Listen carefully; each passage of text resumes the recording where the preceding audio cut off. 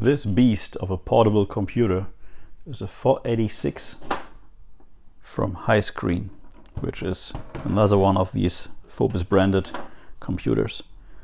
And I bought this on eBay for, I guess, 40 bucks, including shipping. And I already removed the main board, the processor, and some other stuff. But the reason why this was so cheap is that it's missing the monitor. Comes with a nice but little dirty keyboard. And I left the power supply in. And the goal is to turn this Suitcase computer into an Amiga or C64. I'm not yet decided on that.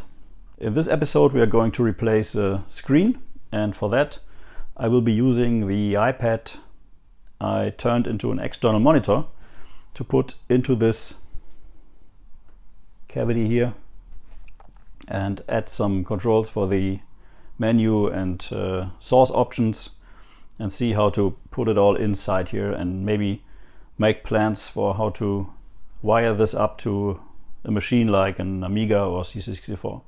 I'm not yet decided if I put it in a Mister or a Raspberry Pi or a PC even, so we'll see about that.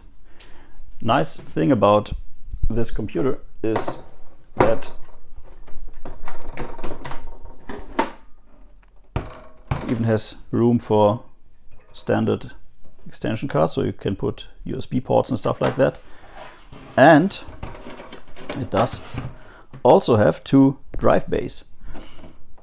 So this could pretty much be like a SX64 replacement. And I'm thinking about putting in a real Amiga 3.5-inch drive in here, or one of these Rob Smith powered drives, so that I could use real Amiga discs maybe on this machine. Maybe I will even do 3.5-inch drive for the Amiga stuff and a 5.25-inch drive for the Commodore C64 stuff. So here are 2 bays, so this might also work. We'll see about that. So in this episode we're going to replace the screen. Let's get to it.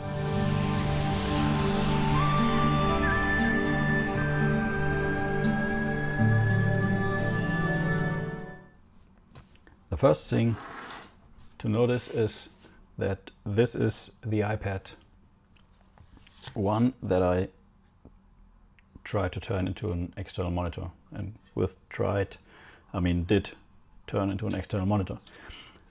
I still didn't unscrew the display itself from the frame, so that would be the first order of business. And then I would have to fit this in here somehow, or the display itself.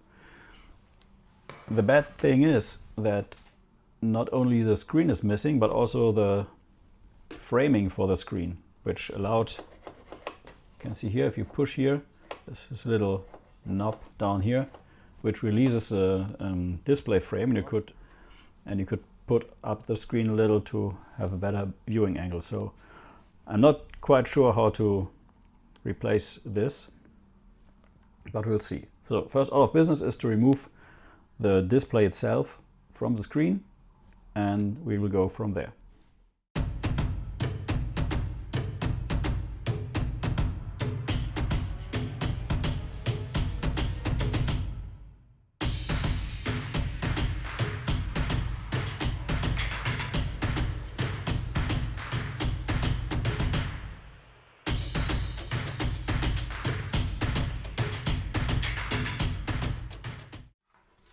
Let's check if this still works before we go and put it in somewhere.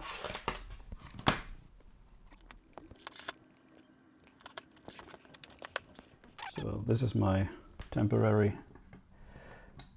power construction, which which supplies 12 volts to the display. And let's see, still works. Great. It looks even better now. Nice. Okay. Then I guess it's time to check for mounting options. And for that, I already prepared this frame. And this frame right here is something called foam PET, I guess. And it's packing material. So the PET was packed in this with these foam blocks, foam pads. And first I want to 3D print something to house the display, but then I thought, hey, why not? It's easy to use. You can just cut it with a X-Acto knife, and let's see if I took the right measurements. Then this should fit in here nicely, and it does not, which is quite interesting. So I did actually measure. I put it in the down left corner here, and as you can see, that does not match at all. And it doesn't match here either. So I guess I have to extend this to fit the screen.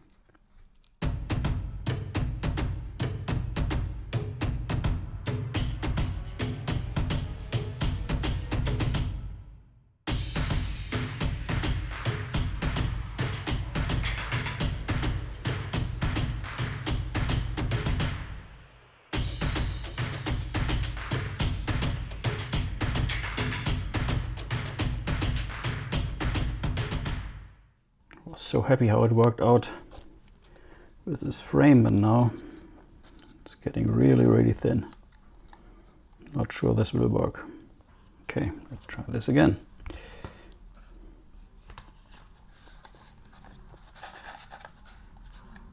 Oh, I already broke the frame, which is not good. This would be the frame for now, and this fits perfectly inside the Suitcase computer. As you may have seen, this driver board has its own little controller board with source, plus, minus, menu and power.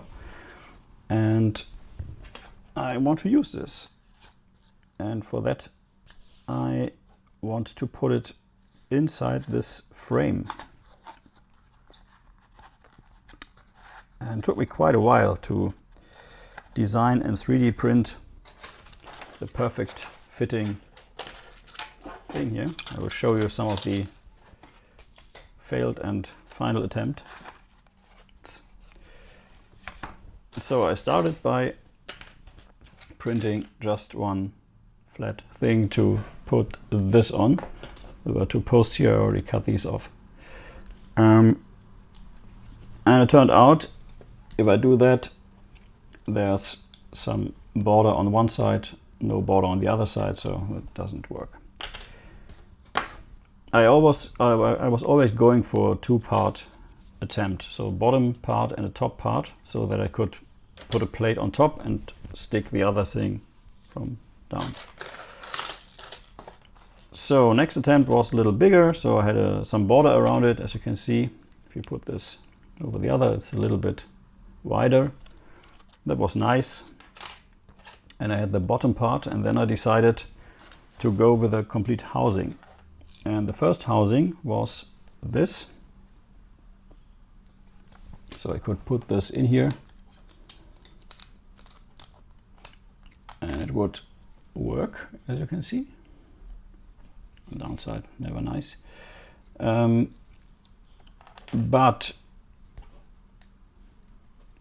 when I look at this foam, then you can see that the, oh shit, it just broke there.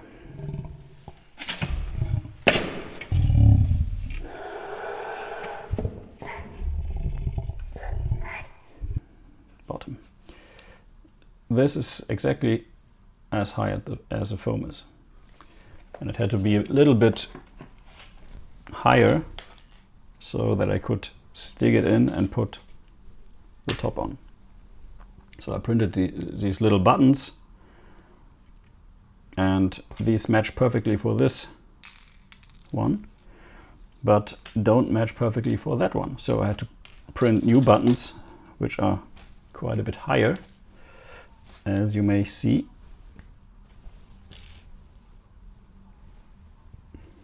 Look-see.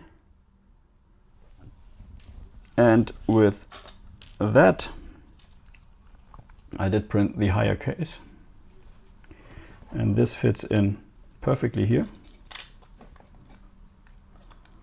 Will be hot glued in here and here.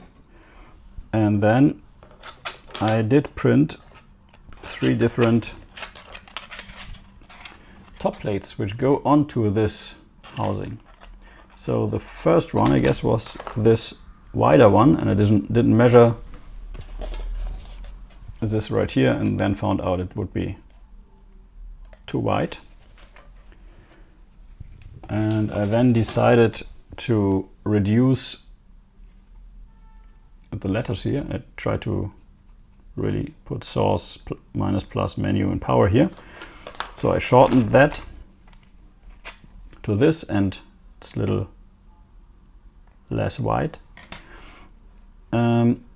And then I figured, hey, how do I know where to put this when I put it from down? And so I printed another one, which is a little wider on the other side and has this little orientation, which I can put on right here. So this clips into this, and this whole assembly will be put into the foam. This will stick out. I will paint this or brush this up a little so it doesn't look that nasty. And you simply put in these little buttons. And then you put this on. It fits perfectly. And then, like so, and you get working buttons. Nice. So this is the final approach. We are going to glue in that into this, but I guess first we have to make another cut in our framing, which is broken already, which is really a shame. To glue this together, I guess. So this fiddly thing just broke right here and right here. Have to stabilize this somehow. But there's not much room for stabilization because it's a perfect fit for the frame that is in the Suitcase computer. So I guess we will use some hot glue to put this in here. And first we will make the cut out for this right here.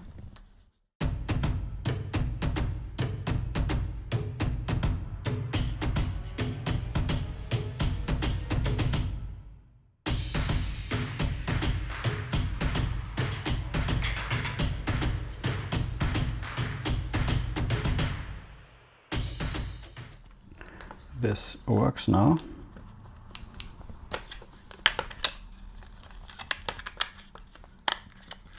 And this would be put on top of that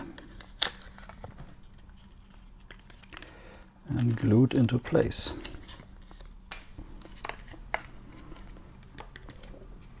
But I'm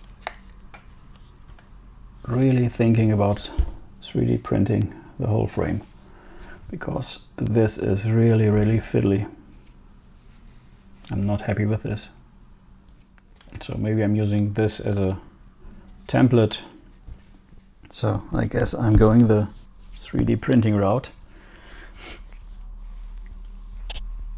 But for that I will have to print 2 parts because my printer isn't able to print a frame this size.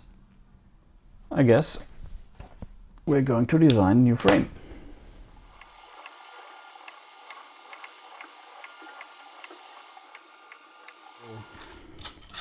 After the massive fail with the foam board, I decided to 3D print the bezel around the display. And that took me about 3 hours to design in Tinkercad. I'm using Tinkercad. It's for 6-year-olds, so it's right up my alley. And since my printer's print bed is too small to print this bezel in one piece, I had to print 2 parts. And now the printer's done. Took about 4 hours. And this is what we are having here. As you can see, I integrated this plate into the print. So it's just one bezel. And just like on this one, this little raised area to put the box on is also here. So you can put the box on here and glue it in place. And if we take a look at the display and put the bezel on, you can see it fits rather nicely, and this whole assembly would go into the machine. So now the task at hand is how to get this to stick on the display. And for that I brought in, just move this, I brought in the double-sided tape. And I guess that's at least the route I'm going on the front side. And then I added some indentation here, so the display really sits in this and can be glued in place using hot glue. So this will make for a pretty sturdy construction, I guess. See? Okay, so let's, I guess, cut some double-sided tape.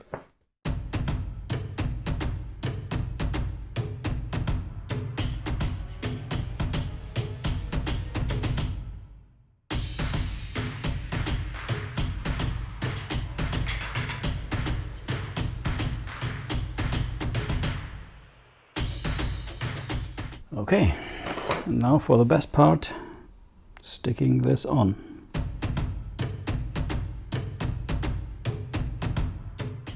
So, this is the display. I guess it turned out reasonably well.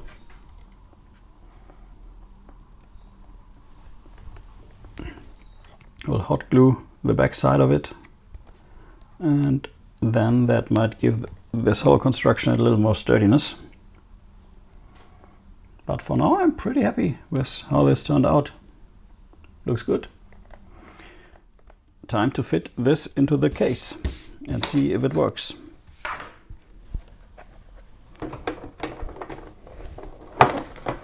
And this is how this is intended. Look at that. Nice. Nice, nice, nice, nice, nice. Really like it.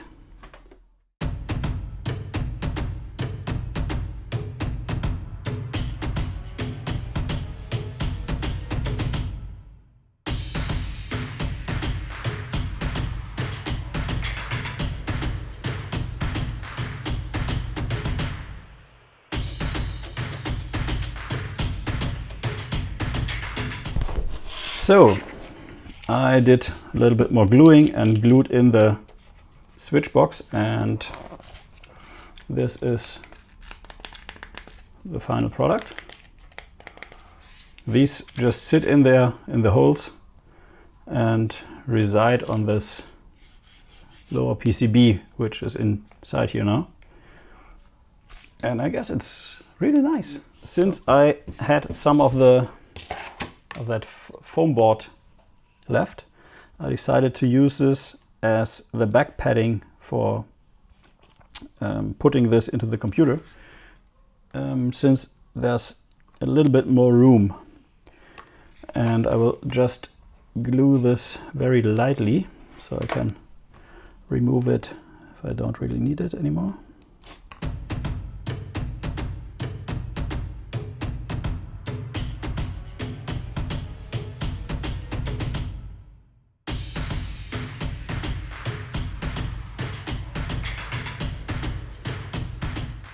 And that is that. And now we have to wire up the whole thing, put it inside the machine. So first order of business is to open up the machine. And there are just 2 screws holding this whole thing in place. And then it will open up. Already opened that. Removed the motherboard, which was inside here, and the drives. Oh, I guess there were no drives. And here we go. So, inside you see there's not much left, except for this power supply. And we will use one of these to connect. There's even a fan inside here. To connect to the display. And we need 12 volts, so that would be the yellow line of one of these connectors. And I'm just going to cut these and then wire them together. So I guess I'm not going to cut away the mainboard connectors. And I also don't think that I'm going to cut the disk drive connectors. So seems like we are going to cut one of these. And since this fan is not in use anymore, I guess we're going to go with that. So I guess we're simply creating an adapter,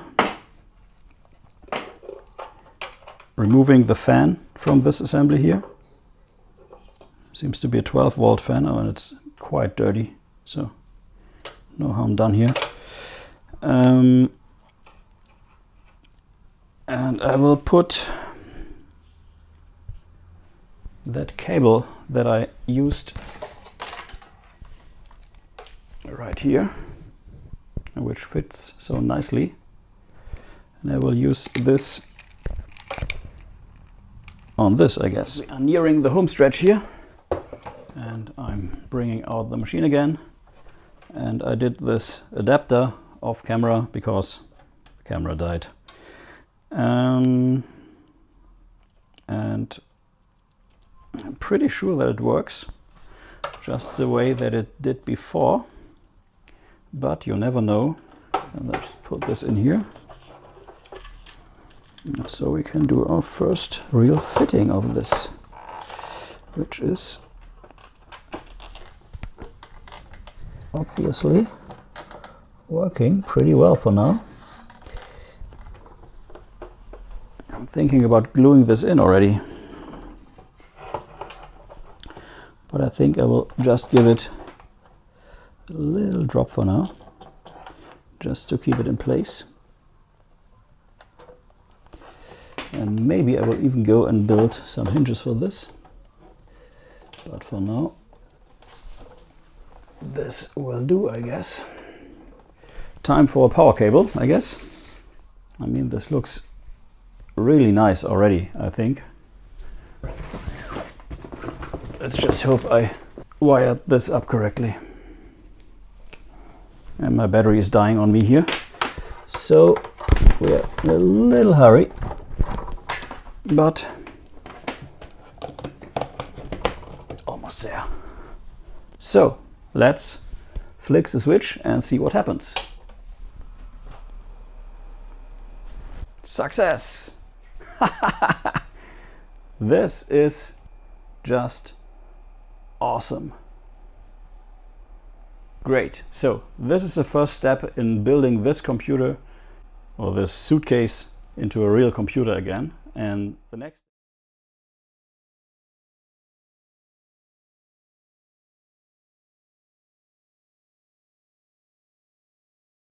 So please like and subscribe if you are new to the channel, and until next time. Bye bye.